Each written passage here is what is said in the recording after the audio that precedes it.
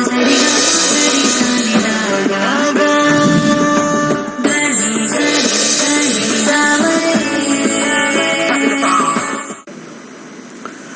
ಶ್ರೀ ಗುರುಭ್ಯೋ ನಮಃ. ಹರಿ ಓಂ. ಓಂ ನಮೋ ಭಗವತೆ ವಾಸುದೇವಾಯ. ಓಂ ನಮೋ ನಾರಾಯಣಾಯ. ನಮಸ್ಕಾರ, ವೆಲ್ಕಮ್ ಟು ನಕ್ಷತ್ರ ನಾಡಿ. ಹಾಗೆ ಕರೆ ತಗೊಳ್ಳೋಕ್ಕಿಂತ ಮುಂಚೆ ಮಾರ್ಚ್ 15ನೇ ತಾರೀಕು ನಮ್ಮ ನಕ್ಷತ್ರ ನಾಡಿಯ 106ನೇ ಬ್ಯಾಚ್ ಶುರು ಆಗುತ್ತೆ. ಹಾಗೆ 15 ದಿವಸದ ಕ್ಲಾಸು ಪರಿಪೂರ್ಣವಾಗಿ ಜ್ಯೋತಿಷದಲ್ಲಿರ್ತಕ್ಕಂಥ ರಹಸ್ಯಗಳನ್ನ ನಾವು ತಿಳ್ಕೊಬೋದು. ಹಾಗೆ ನಮ್ಮ ಜೀವನದಲ್ಲಿ ಬರ್ತಕ್ಕಂಥ ಗುಡ್ ಟೈಮ್ ಬ್ಯಾಡ್ ಟೈಮ್ ತಿಳ್ಕೊಬೋದು. ಗುಡ್ ಟೈಮ್ ಬಂದಾಗ ಎನ್ಹ್ಯಾನ್ಸ್ ಮಾಡ್ಕೋಬೋದು, ಬ್ಯಾಡ್ ಟೈಮ್ ಬಂದಾಗ ಹೇಗೆ ಅದನ್ನು ಇಂಟೆನ್ಸಿಟಿನ ಕಮ್ಮಿ ಮಾಡ್ಕೋದು ಅಂತ ತಿಳ್ಕೊಬೋದು. ಸೊ ಭಾಳ ಅದ್ಭುತವಾಗಿರ್ತಕ್ಕಂಥದ್ದು.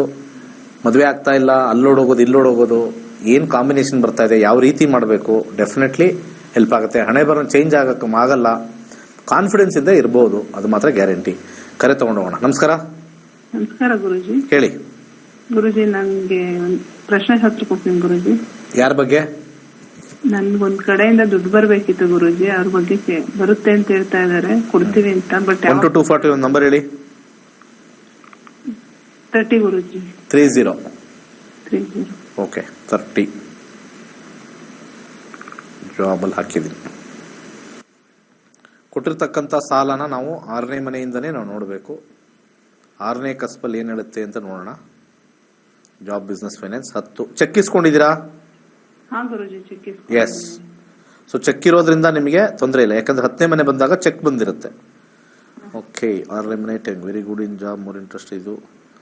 ಓಕೆ, ಇದರಲ್ಲಿ ಪಾಸಿಟಿವ್ ಆಗಿದೆ ಶನಿ, ಸ್ವಲ್ಪ ಡಿಲೇ. ದಶಾಭುಕ್ತಿಲಿ ನೋಡೋಣ. ನೆಕ್ಸ್ಟು 2026 ಏಪ್ರಿಲ್ವರೆಗೂ ಚಂದ್ರ 1, 3 ಇಲ್ಲ, ಕೊಡಲ್ಲ. 1 ಅಂದರೆ ಕೊಡಲ್ಲ. ಮಂಗಳ ಬಂದಾಗ ಗಲಾಟೆಯಿಂದ ಕೊನೆಗೆ ಬರುತ್ತೆ. ಸೇಮ್ ಮಂಗಳ ದಶ, ಮಂಗಳ ಭುಕ್ತಿ. ಮುಂದಿನ ವರ್ಷ ತೋರಿಸ್ತಾ ಇದೆ. ಬೇಗ ಬರಬೇಕು ಅಂತಂದ್ರೆ ಬಾಳೆಹಣ್ಣನ್ನ ದಾನ ಮಾಡಿ. ಯಾಕಂದ್ರೆ ಯಾವುದು ನೆಗೆಟಿವ್ ಇರುತ್ತೋ ಅದನ್ನ first 5th house, 8th house, 12th house ಯಾವಾಗಲೂ ಕೂಡ ದುಡ್ಡು ಸ್ಟಕ್ ಮಾಡಿಸುತ್ತೆ. ಸೊ 5ನೇ ಮನೆ ತೋರಿಸ್ತಾ ಇದೆ. ಚೆಕ್ ಇರೋದ್ರಿಂದ ಸ್ವಲ್ಪ ನೋಡ್ಕೊಳ್ಳಿ. ಕೆಲವೊಂದ್ಸತಿ ಆ ಚೆಕ್ ಲೀಫು ಅದು ಇದು ಎಲ್ಲ ಮೋಸ ಮಾಡ್ತಕ್ಕಂಥದ್ದು.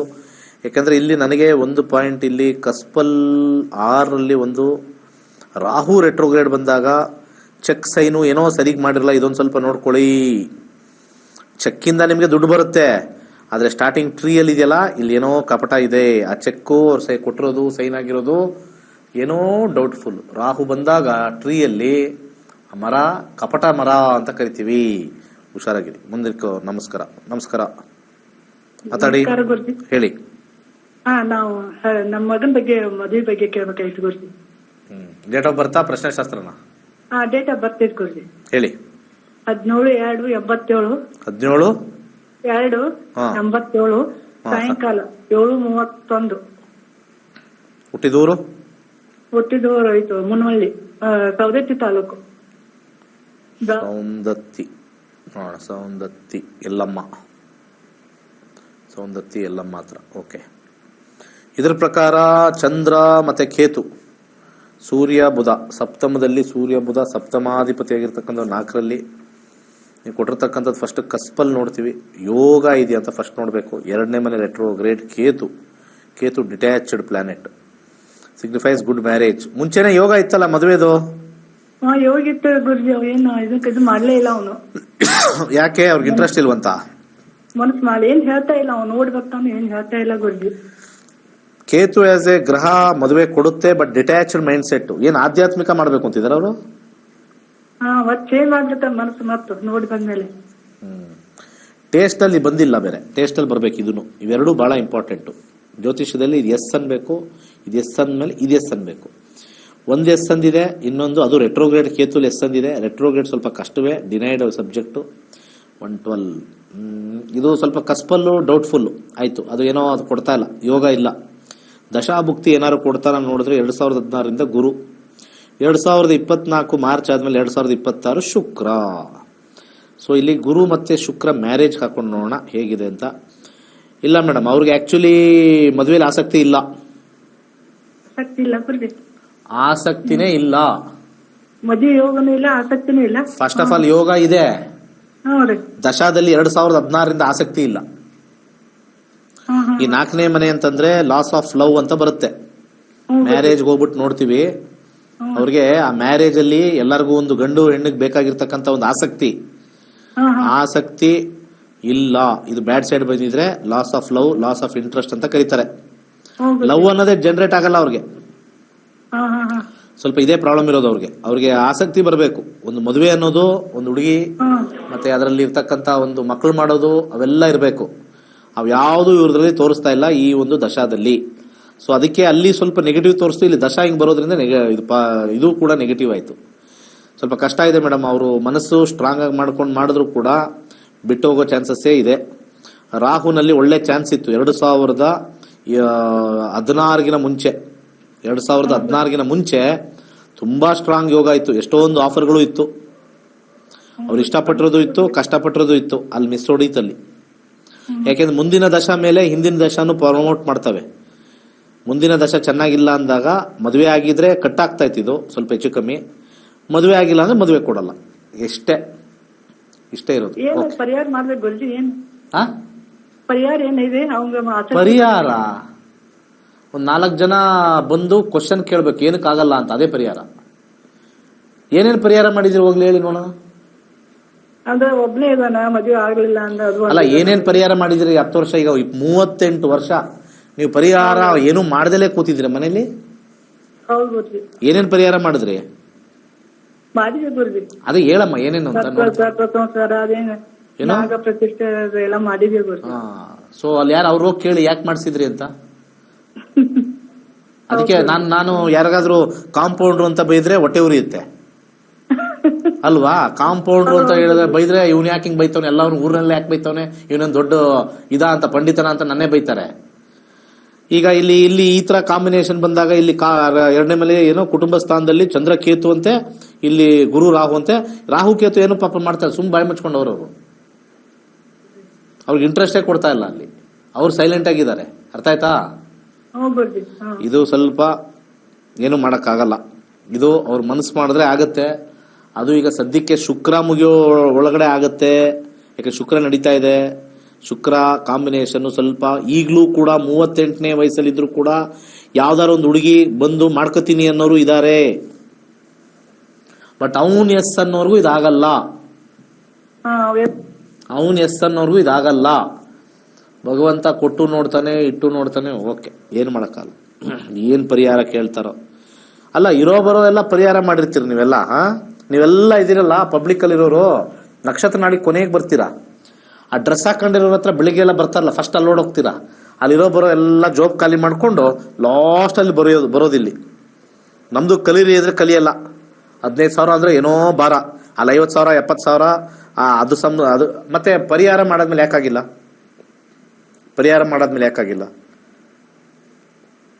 ಯಾವ್ದೋ ಸರ್ಪ ಸ್ಥಾಪನೆ ಏನೋ ಹೇಳಿದ್ರು. ಏನೋ ಸ್ಥಾಪನೆ ಇಲ್ಲ, ಅವ್ರು ಹೇಳಿದ್ರು ಬಯಸ್ಕೊತಾರೆ ಅಂತ ಅವ್ರು ಹೇಳಿರ್ತಾರಲ್ಲ, ಹೇಳಿಲ್ಲ. ಓಕೆ, ಇರ್ಲಿ. ಸೊ ಇದು ಒಂಥರ ಮೋಸ ಅಲ್ವಾ? ಸ್ವಲ್ಪ ಥಿಂಕ್ ಮಾಡಿ. ಮೋಸ ಅಲ್ವಾ? ಜ್ಯೋತಿಷ್ಯ ಸತ್ಯ ಹೇಳ್ತಕ್ಕಂಥವ್ನು ಮೋಸ ಮಾಡ್ತಾನೆ. Astrology is the truth. ಜ್ಯೋತಿಷ್ಯ 100 ಅಲ್ಲ 1000% ಸತ್ಯ ಹೇಳುತ್ತೆ. ಆ ಹೇಳ್ತಕ್ಕಂಥವ್ನು ಇದಾನಲ್ಲ ದಗಲ್ಬಾಜಿ, ಅಂಥವ್ರ ಹತ್ರನೇ ನೀವೆಲ್ಲ ಹೋಗೋದು. ನಿಮ್ಮ ಕರ್ಮಗಳು ನಮ್ಮ ಕರ್ಮ. ನೀವು ಒಳ್ಳೆಯವ್ರು ಬರಲ್ಲ, ತಿಳ್ಕೊಳ್ಳಲ್ಲ ಫಸ್ಟೇ. ನಿಮ್ಮ ಕರ್ಮಗಳು ಅವ್ರ ಹತ್ರನೇ ಹೋಗ್ತಾರೆ. ಅವ್ರ ಒಳ್ಳೆ ಕರ್ಮಕ್ಕೆ ದೊಡ್ಡ ಚಾನಲ್ ಕೂತ್ಕೊಂಡು ಚೆನ್ನಾಗಿ ಹಾಕ್ತಾರೆ. ಏನೋ ತ್ರಿಶೂಲ ಇಟ್ಕೊಂಡ್ಬಿಡ್ತಾರೆ. ಯಪ್ಪ, ಏನೋ ಅದ್ರೊಳಗಡೆ ಏನೋ ಇದ್ದಂಗೆ ಏನಿರಲ್ಲ ಅಲ್ಲಿ ಮಣ್ಣು. ನಾಯಿ ಓಡಿಸಕ್ಕೆ 1000 ಸತಿ ಹೇಳಿದ್ದೀನಿ. ಯಾಕಂದ್ರೆ ಡ್ರೆಸ್ ಹಾಕೊಂಡು ನಾಯಿಗಳು ಮೆಚ್ಚಲ್ಲ. ಅದು ನಾಯಿಗಳೇ ಮೆಚ್ಚಲ್ಲ, ಮನುಷ್ಯರೇ ಮೆಚ್ತಾರ? ಋಷಿಮುನಿಗಳು ಮತ್ತೆ ಆಶ್ರಮದ ಗುರುಗಳು ಅವರೆಲ್ಲ ಓಕೆ, ಸರ್ವ ಪರಿತ್ಯಾಗಿ ಆಗಿರ್ತಾರೆ, ಸನ್ಯಾಸಿಗಳಾಗಿರ್ತಾರೆ. ಒಂದು ಸಂಸ್ಥೆ ನಡೀತಾ ಇರ್ತಾರೆ, ಒಂದು ಮಠ ನಡೆಸ್ತಾ ಇರ್ತಾರೆ, ಒಂದು ವಿದ್ಯಾಕೇಂದ್ರ ನಡೆಸ್ತಾ ಇರ್ತಾರೆ. ಅವ್ರ ಕಾಲಿಗೆ ಶರಣು ಅವರು. ಇದಕ್ಕೆ ಈ ಸುಮ್ಮನೆ ಜ್ಯೋತಿಷ್ಯರು ಒಬ್ಬರೇ ರೀ ಸರಿ ಇಲ್ಲ. ಈ ಜ್ಯೋತಿಷ್ಯರ ಹೆಸರಲ್ಲಿ ಸನ್ಯಾಸಿ ತೋರಿಸ್ತಾರಲ್ಲ, ಅದು ಒಬ್ರು ಸರಿ ಇಲ್ಲ. ಈ ಟಿವಿ ಬೇರೆ ಇಟ್ಕೊಂಡು ಹೋಗ್ಬಿಡ್ತಾರೆ. ಜಗತ್ ಪ್ರಸಿದ್ಧರು ಅಂತ ಇಟ್ಕೊಂಡು ಹೋಗ್ತಾರೆ. ಈ ಟಿವಿ ಅವ್ರಿಗೆ ಚಾನಲ್ ಇರ್ತಾರಲ್ಲ, ಜಗತ್ ಪ್ರಸಿದ್ಧರು ಅಂತವ್ರೆಲ್ಲ. ಅದು ಏನ್ ಜಗತ್ ಪ್ರಸಿದ್ಧರೋ ಗೊತ್ತಿಲ್ಲ. ಕುತ್ಕೊಂಡು ಆಪಲ್ ತಿನ್ಕೊಂಡು, ಮೂಸಂಬಿ ತಿನ್ಕೊಂಡು, ಬೂದುಗುಂಬಳಕಾಯಿ ಸಾರು ಮಾಡಿಸ್ಕೊಂಡಲ್ಲಿ ಮಠದಲ್ಲಿ ಅವ್ರು ಸಿ ಎಂ ಆಗ್ತಾರಂತೆ, ಇವ್ರು ಸಿ ಎಂ ಆಗ್ತಾರಂತೆ. ಅಯ್ಯೋ, ಏನ್ ಇವರೆಲ್ಲ ಮಾವನ್ ಮರಕ್ಕೆ ಕಲ್ಲುಡಿಯೋ ಜ್ಯೋತಿಷ್ರು ಇವರೆಲ್ಲ. ಯಾವನ್ ಸಿ ಎಂ ಆದ್ರೆ ಏನ್ರಿ, ಜನಗಳದ್ದು ಕಷ್ಟ ಸರಿಯಾಗಿ ಹೇಳ್ಬೇಕು, ಹೋಗಿ ಎಲ್ಲ ಎಕ್ಸ್ಪ್ಲೇನ್ ಮಾಡಬೇಕು. ನಮ್ಮ ತರ 65,000 ಜನ ವಿದ್ಯಾರ್ಥಿಗಳು ಹೇಳ್ಕೊಟ್ಟಿದ್ದಾರೆ ಅವರೆಲ್ಲ. ನಾನು ಗ್ರೇಟ್ ಅಂತ ಹೇಳ್ತಾ ಇಲ್ಲ, ಅಥವಾ ಎಲ್ಲರೂ ಜ್ಯೋತಿಷ ಹೇಳ್ಕೊಡ್ಬೇಕು ಅಂತಲ್ಲ. ಹೇಳೋರು SR ಹೇಳಿದ್ರೆ ಶಾಸ್ತ್ರ ಉಳಿಲಿ ಅಂತ ನನ್ನ ಮೂಲವಾಗಿರ್ತಕ್ಕಂಥದ್ದು. ಶಾಸ್ತ್ರನೇ ಉಳಿಯಕ್ಕೆ ಬಿಡೋದಿಲ್ಲ ಎಲ್ಲರೂ. ಒಂಥರ ಕಲ್ತಾದ್ಮೇಲೆ ನಾವು ಕಾರ್ಪೊರೇಟ್ ವರ್ಲ್ಡ್ ಅಲ್ಲಿ ಹೋಗಿ ಇಂಥ ಅದ್ಭುತವಾಗಿರ್ತಕ್ಕಂಥ ಸೈನ್ಸ್ ನಮ್ಮ ಋಷಿಮುನಿಗಳು ಕೊಟ್ಟಿರ್ತಕ್ಕಂಥದ್ದು ಬಹಳ ಕೊಟ್ಟಿರೋದು ತುಂಬಾ ಕಣ್ಣಲ್ಲಿ ರಕ್ತ ಒಂದು ಬರ್ಬೇಕಷ್ಟೇ. ನಮ್ಮಲ್ಲಿ ಬೇಜಾರಾಗುತ್ತೆ, ಬೇಡದೇ ಇರೋದೆಲ್ಲ ಹೇಳ್ಕೊಂಡು. ಆಮೇಲೆ ಕಲ್ತಾದ್ಮೇಲೆ ನಮಗೆ ಈ ತರ ಶಾಸ್ತ್ರ ಇಷ್ಟು ಚೀಪಾಗಿ ಹಾಳಾಗ್ತಾ ಇದೆ. ಆಮೇಲೆ ಎಲ್ಲ ಯೂಸ್ ಮಾಡೋದೆಲ್ಲ ನೀವುಗಳೆಲ್ಲ ಬರೀ ಮದುವೆ ಇಲ್ಲ ಅಂದ್ರೆ ಹೋಗ್ತಾ ಇರ್ಬೇಕಷ್ಟೇ, ರೈಟ್ ಹೇಳ್ತಾ ಇರ್ಬೇಕು. ಇನ್ನೂ ಯೋಚನೆ ಮಾಡ್ಕೊಂಡು ಪೂಜೆ ಮಾಡ್ಕೊಂಡು ಶಾಸ್ತ್ರದ ಮೇಲೆ ನಂಬಿಕೆ ಕಳ್ಕೊಂಡಿದ್ದೀರಾ. ಶಾಸ್ತ್ರಿ ಮೇಲೆ ನಂಬಿಕೆ ಕಳ್ಕೊಳ್ಳಿ ಫಸ್ಟು. ಶಾಸ್ತ್ರ ಇದ್ದೇ ಇದೆ, ಶಾಸ್ತ್ರ is accurate, fate is correct. ಜ್ಯೋತಿಷ್ಯ ಅಂತಕ್ಕಂಥದ್ದು ಹಿಂದಿನ ಕರ್ಮದ ಮೇಲೆ ನಾವು ಈಗಿನ ಕರ್ಮ ಬರೋದು. All are before for today. ನಾನಿವತ್ತು ಎದ್ದು ಕೂತ್ಕೊಂಡು ನಿಮ್ಮ ಹತ್ರ ಈ ಪ್ರೋಗ್ರಾಮ್ ಮಾಡ್ತಾ ಇದ್ದೀನಿ ಅಂದ್ರೆ ನಾನು ಹಿಂದೆ ತಿಂದಿರ್ತಕ್ಕಂಥ ಎನರ್ಜಿನ ಇವತ್ತು ಕಂಟಿನ್ಯೂ ಆಗ್ತಾ ಇದೆ. ನಾನು ಇನ್ನೂ ಒಂದು 10 ದಿವಸ ಊಟ ಮಾಡದೇ ಆದ್ರೂ ಬಂದು ಇಲ್ಲಿ ಇದು ಮಾಡ್ಬೋದು, ಪ್ರೋಗ್ರಾಮ್ ಮಾಡ್ಬೋದು. Because past energy stored inside. ಯಾವುದೇ ತಗೊಳ್ಳಿ, ಪಾಸ್ಟ್ ಎನರ್ಜಿನೇ. ಒಂದು ಎಲೆಕ್ಟ್ರಿಕ್ ಕಾರು ಓಡಬೇಕು ಅಂದ್ರೆ ಅದು ಬ್ಯಾಟ್ರಿ ಮುಂಚೆನೆ ಚಾರ್ಜ್ ಆಗಿರಬೇಕು. ಒಂದು ಡೀಸೆಲ್ ಪೆಟ್ರೋಲ್ ಕಾರ್ ಓಡಬೇಕು ಅಂತಂದ್ರೆ ಮುಂಚೆನೆ ಅದರೊಳಗಡೆ ಡೀಸೆಲ್ ಹಾಕಿರಬೇಕು. Past karmas. ಇಲ್ಲಿ ನಮಗೆ ಕರೆಂಟ್ ಬರಬೇಕು ಅಂತಂದ್ರೆ ಎಲ್ಲ ಕಡೆ ನಿಮ್ಮ ಮನೇಲಿ ಕರೆಂಟ್ ಇದೆ ಅಂತಂದ್ರೆ ಮುಂಚೆನೆ electricity should be stored in that ಬೆಸ್ಕಾಮೋ, ಮೆಸ್ಕಾಮೋ, ಟೆಸ್ಕಾಮೋ, ಪಸ್ಕಾಮೋ, ಪುಸ್ಕಾಮೋ ಅಲ್ಲಿರಬೇಕು. ಯಾವುದು? Electricity should be stored. So what you are drawing energy today, ಇವತ್ತೇನು ನಿಮ್ಮ ಮನೇಲಿ ಎಲ್ಲ ಕರೆಂಟ್ ಇದೆ ಅದೆಲ್ಲ ಹಿಂದೆ ಸ್ಟೋರ್ ಮಾಡಿರೋದು. ನೀವು ಯಾವುದೇ ತಗೊಳ್ಳಿ, ಬ್ಯಾಕ್ವರ್ಡ್ ಇಸ್ ಫಾರ್ವರ್ಡ್. ಬ್ಯಾಕ್ವರ್ಡ್ ಅಲ್ಲಿ ಏನು ನಡೆದಿದೆ ಅದು ಫಾರ್ವರ್ಡ್ ಆಗುತ್ತೆ.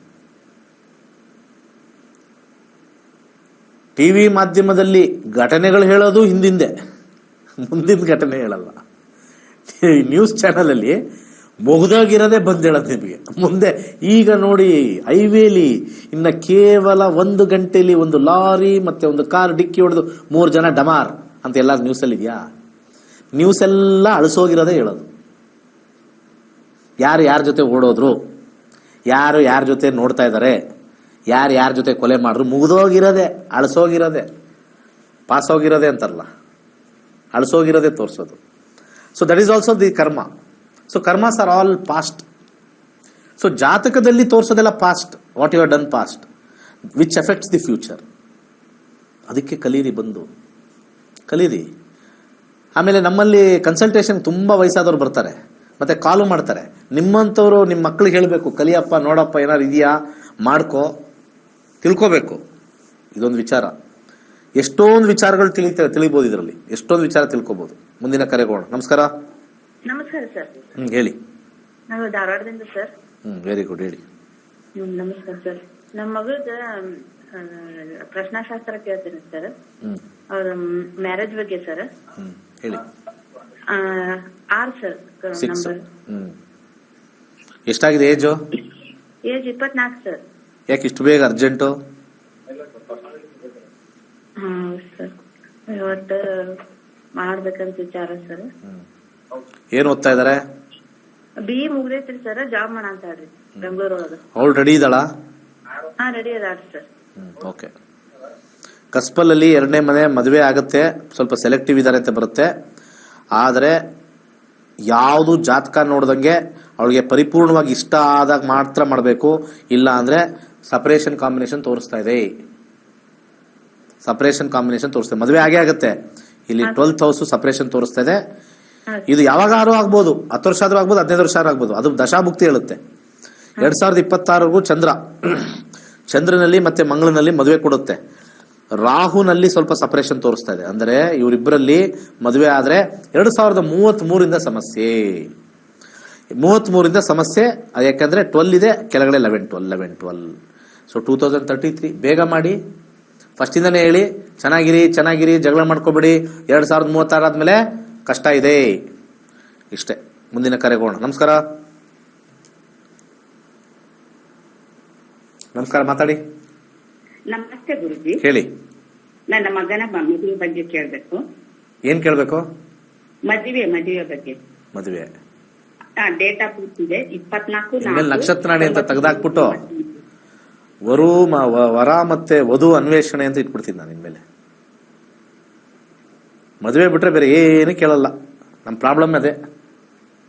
ಹೌದು, ಈ ಬೇರೆ ಧರ್ಮದವ್ರಿಗೆ ಇದು ಪ್ರಾಬ್ಲಮ್ ಇಲ್ವಾ? ಯಾಕೆ ನಮ್ಮ ಹಿಂದೂ ಧರ್ಮಗಳಿಗೆ ಬರೀ ಮದುವೆ ಪ್ರಾಬ್ಲಮ್ ಬರ್ತದೆ? ಬೇರೆ ಧರ್ಮದವ್ರಿಗೆ ಯಾಕೆ ಪ್ರಾಬ್ಲಮ್ ಬರ್ತಾ ಇಲ್ಲ? ಒಬ್ರು ಕಾಲ್ ಮಾಡಿಲ್ಲಪ್ಪ. ಅವರು ಇದಾರಪ್ಪ ಒಂದಷ್ಟು ಜನಸಂಖ್ಯೆ. ಏನಕ್ಕಿರ್ಬೋದು ಮೇಡಮ್? ಆನ್ಸರೇ ಇಲ್ಲಲ್ಲ. ಜಾತಿ ವ್ಯವಸ್ಥೆ ಅಷ್ಟೇ. ಹೇಳಿ. Date of birth 24/4/1998. ಸಮಯ ಬೆಳಗ್ಗೆ 8 ಗಂಟೆ 15 ನಿಮಿಷ. 8 ಗಂಟೆ 15 ನಿಮಿಷ. 18. 15 ನಿಮಿಷ. ಹುಟ್ಟಿದ ಊರು? ಸಿಂಧನೂರು. ಸಿಂಧನೂರು, ಕರ್ನಾಟಕ. ಒಂದ್ಸತಿ ಜಾತಕ ತೋರಿಸಿದ್ರು ಕೂಡ ಜಾತಿ ವ್ಯವಸ್ಥೆಯಿಂದ ಆಗಲ್ಲ. ಅದು ನಾವು ಮಾಡ್ಕೊಂಡಿರ್ತಕ್ಕಂಥ ಸೊಸೈಟಲ್ ಇಶ್ಯೂ ಅಂತ ಕರಿತೀವಿ. ಸೊ 27 ವರ್ಷ. ಹುಡುಗನ ಹುಡುಗಿನ? ಹುಡುಗಾರಿ. ಉತ್ತರ ಭಾದ್ರಪದ ನಕ್ಷತ್ರ. ಬುಧ ದಶೆ ಚೆನ್ನಾಗಿದೆ. ಮದುವೆ ಹೇಳಿದ್ರೆ ಮಾಡ್ಕೊಳ್ತಾನೆ. ಸ್ವಲ್ಪ ಕರಿಯರ್ ಅಲ್ಲಿ ಸ್ವಲ್ಪ ಸೆಟ್ಲ್ ಆಗ್ಲಿ ಅಂತ ಮೈಂಡ್ ಅಲ್ಲಿ ಇದೆ ಅಷ್ಟೇ. ಎಲ್ಲದರಲ್ಲೂ ಕೂಡ ಸ್ವಲ್ಪ ಉತ್ತಮವಾಗಿದೆ. ಬುಧ ದಶೆ 2030 ಇದೆ. ಕೇತು ಬರ್ತಾನೆ. ಕೇತುನಲ್ಲಿ 4 ಇದೆ. ಗುರು ಆದ ನಂತರ ಶನಿ ಆದ ನಂತರ ಬುಧ. ಓಕೆ. ಬುಧ ದಶಾ ಶುಕ್ರ 2027. ಗುರು 26 ಮಾರ್ಚಿಂದ 26 ಆಗಸ್ಟ್ ಒಳಗಡೆ ಮದುವೆ ಆಗುತ್ತೆ. ತಲೆ ಕೆಡಿಸ್ಕೋಬೇಡಿ. ವೈವಾಹಿಕ ಜೀವನ ಚೆನ್ನಾಗಿದೆ. ಒಳ್ಳೆದಾಗಲಿ. ಮುಂದಿನ ಕರೆಗೋಣ. ನಮಸ್ಕಾರ.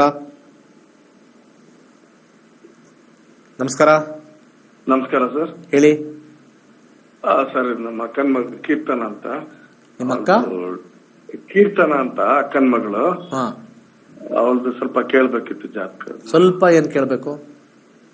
ಅಲ್ಲ, ಇದು ಕೆಲ್ಸದ್ದು ಪ್ಲಸ್ ಮದುವೆ 2 ಕೇಳ್ಬೇಕಿತ್ತು. ಮಕ್ಕಳಾಗೋದು ಕೇಳಿ, ಮತ್ತೆ ಮನೆ ಕಟ್ತಾರ ಕೇಳಿ ಅಲ್ವಾ? ನಗೋದಲ್ಲ, ನಾನ್ ಸೀರಿಯಸ್ ಆಗಿ ಕೇಳ್ತಾ ಇದ್ದೀನಿ. ಒಂದ್ ಕೇಳಿ ನೀಟಾಗಿ. ನಾನ್ ಸೀರಿಯಸ್ ಆಗಿ ಬಂದು ನೀವು ನಗ್ತಾ ಇದ್ದೀರಾ. ಅಂದ್ರೆ ನಾನ್ ಫ್ರೀ ಇದೀನಿ ಅಂತ ಅಷ್ಟೊಂದು? ಇಲ್ಲ ಸರ್, ಇಲ್ಲ. ನಂದೊಂದು ಕನ್ಸಲ್ಟೇಷನ್ ಫೋನ್ ಹೊಡೆದ್ ನೋಡಿ ಎಷ್ಟು ಟೈಮ್ ತಗೊಳ್ತೀರಾ ಅಂತ. ಇಲ್ಲ ಸರ್, ಸಾರಿ. ಫ್ರೀ ಕೊಟ್ರೆ ಫಿನೈಲ್ ಕೊಡ್ತಾರಲ್ಲ, ಹಂಗೆ ನೀವು ಫ್ರೀ ಆಗಿ ಹೋಗ್ತೀರ ಎಲ್ಲರ ಕೆಲ್ಸಕ್ಕೆ?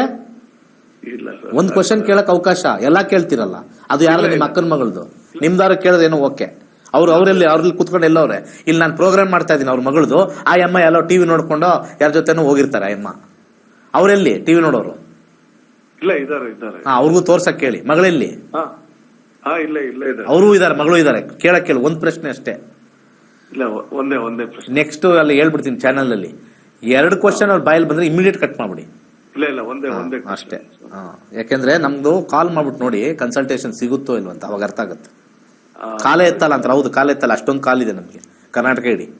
ನಾನು ಕನ್ಸಲ್ಟೇಷನ್ ಮಾಡಕ್ಕೆ ಪುರ್ಸೊತ್ತಿಲ್ಲ. ಎಷ್ಟು ಬೇಕಾದ್ರೆ ಕೊಡ್ತೀನಿ, ಗುರುಜಿ ಅಂತ ಕರೀತಾರೆ. ಇಲ್ಲ, ಸಿಗಲ್ಲ ಅಂತ ಹೇಳ್ತಾರೆ. ಅಷ್ಟು ಕನ್ಸಲ್ಟೇಷನ್ ಇಲ್ಲ ನಮ್ಗೆ. ಅದು ಯಾವತ್ತೂ ಹೇಳ್ಕೊಳ್ಳಲ್ಲ ನಾವು. ನಂದು ಉದ್ದೇಶ ಇಲ್ಲಿ ಈ ಶಾಸ್ತ್ರ ಕಲಿಬೇಕು, ಕಲ್ತ್ಕೊಳ್ಳಿ. ಅದ್ಭುತ. ನಮ್ಮ ಹಿಂದೂ ಧರ್ಮದಲ್ಲಿ ಹಾಳಾಗ್ತಾ ಇರೋದು ಇದು. ಬೇರೆ ಧರ್ಮದವರೆಲ್ಲ ಉದ್ಧಾರ ಆಗ್ತಾ ಇದ್ದಾರೆ. ಇನ್ನೊಂದು 2042 ಇದೆ ಭಾರತಕ್ಕೆ. ಅದಕ್ಕಿಂತ ಮುಂಚೆ ನಾನು ಏನಾದ್ರು ಕೊಡುಗೆ ಕೊಡಲೇಬೇಕು. ಈ ಶಾಸ್ತ್ರದಿಂದ ಹಿಂದೂ ಧರ್ಮದ ಮೇಲೆ ಆಸಕ್ತಿ ಬರುತ್ತೆ. ನಮ್ಮವ್ರ ಮದುವೆ ಆದ್ಯಾ, ಮಕ್ಕಳು ಮಾಡ್ಕೊಂಡ್ಯಾ, ಊರ್ ಬಿಟ್ಟು ಹೋದ್ಯಾ, ಇಷ್ಟೇ. ಹೇಳಿ. Date of birth sir 12/7/1998. ಸಮಯ 6:30 ಬೆಳಗ್ಗೆ ಮಾರ್ನಿಂಗ್. ಕರೆಕ್ಟಾಗಿ 6:30 ಯಾರು ಹುಟ್ಟಲ್ಲ. ಇದು ಟೈಮ್ ಸರಿ ಇಲ್ಲ. ಹುಟ್ಟಿದೂರು ಹೇಳಿ. ಹುಟ್ಟಿದೂರು ಭದ್ರಾವತಿ.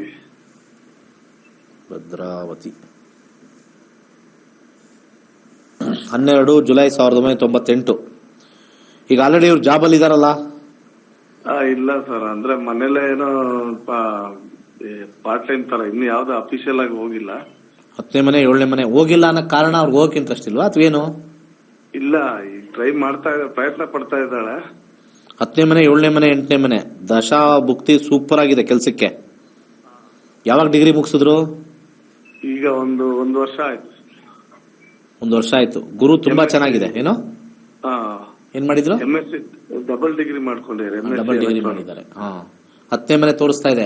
ಅಡ್ಮಿನಿಸ್ಟ್ರೇಷನ್ ಸೈಡ್ ತುಂಬಾ ಚೆನ್ನಾಗಿದೆ. ಟೀಚಿಂಗ್ ಲೈನ್ ಹೋಗ್ಬೋದು, ಯಾವ್ದಾದ್ರು ಕಾಲೇಜ್ ಗಿಲೇಜ್ಗೂ ಹೋಗ್ಬೋದು. ಅರ್ಥ ಆಯ್ತಾ? ತುಂಬಾ ಚೆನ್ನಾಗಿದೆ.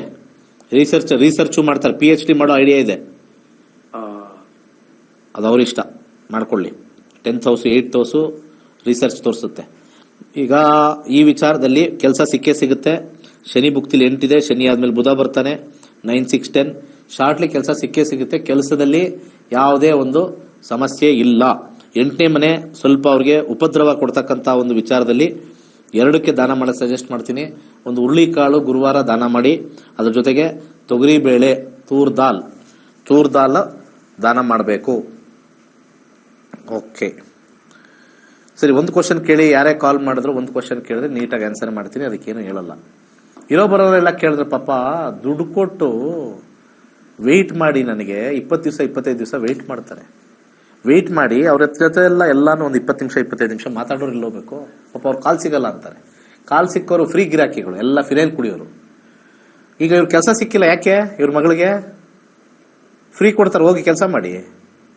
ದುಡ್ಡಿಲ್ದೆ ಅವ್ರ ಕೆಲಸ ಕೇಳಲ್ಲ. ಇಲ್ಲಿ ಗುರುಗಳು ಮಾತ್ರ ಫ್ರೀ ಹೇಳ್ಬೇಕಂತ. ನಿಮ್ಗೊಂದ್ ನ್ಯಾಯ, ನಮ್ಗೊಂದ್ ನ್ಯಾಯ. ಕೆಲವರೆಲ್ಲ ಫ್ರೀ ಹೇಳ್ತಾರೆ ಗೊತ್ತಾ? ಕರೆಕ್ಟಾಗಿ ನೀವು ಟೋಪಿ ಹಾಕ್ಸ್ಕೊಳಕ್ಕೆ ಫ್ರೀ ಹೇಳೋದು. ಅಲ್ಲಿ ಕೂತಿರ್ತಾರೆ ಕಾಂಪೌಂಡರ್ಗಳು.